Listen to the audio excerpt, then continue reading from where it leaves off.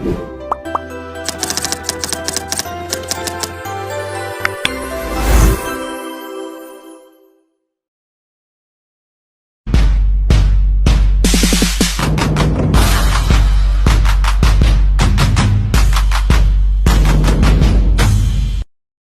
araw sa inyong lahat, kami ay ikatlong pangkat.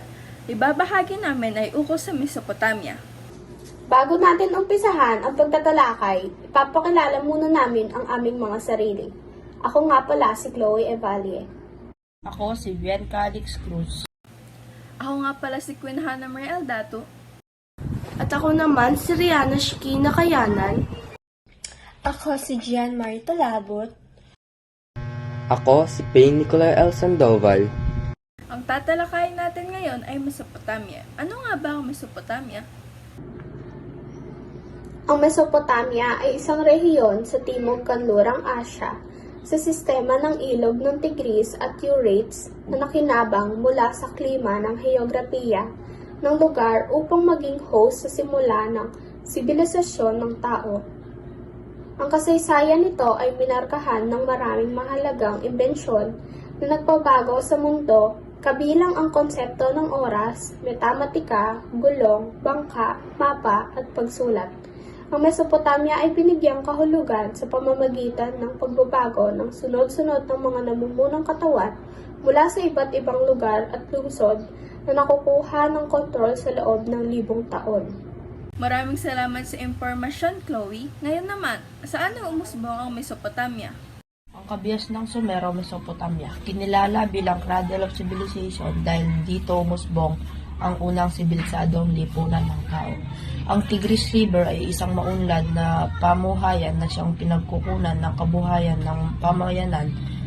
Maunlad ang Mesopotamia dahil sagana sa likas na yamang tubig ang Tigris. Pagsasaka, pangangaso at paghahayupan ang uri ng pamumuhay. Natutunan din sila na gumawa ng kanal at damdahil dahil sa madalas na pagbaha. Ang ambagat pamana sa Mesopotamia. Imbensyon sa gulong.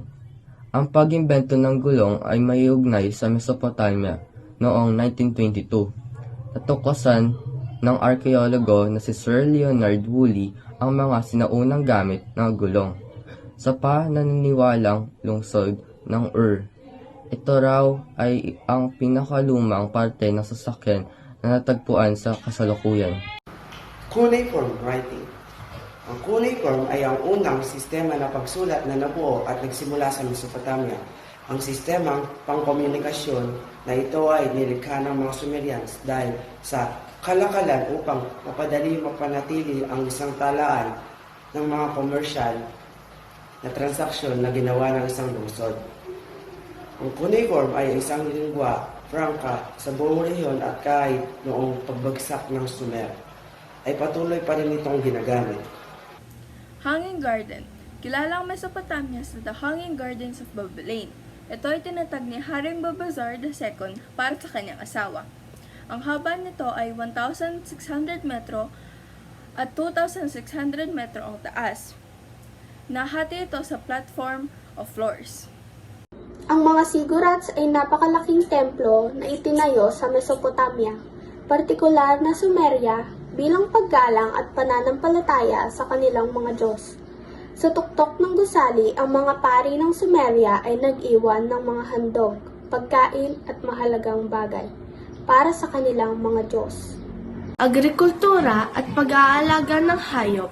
Ito ang pangunahing rason kung bakit isang agrikultural na society ang Mesopotamia. Ang mga kondisyon ng mga lupain noon ay posibleng malaking dahilan kung bakit naisip ng mga sinaunang tao ang pagsasaka at pag-aalaga ng hayop. Bukod pa rito, ang sistema ng pantubig ay naimbento sa Mesopotamia upang mailipat ang tubig mula sa hilaga patungo sa timog. Maraming salamat sa pakikinig.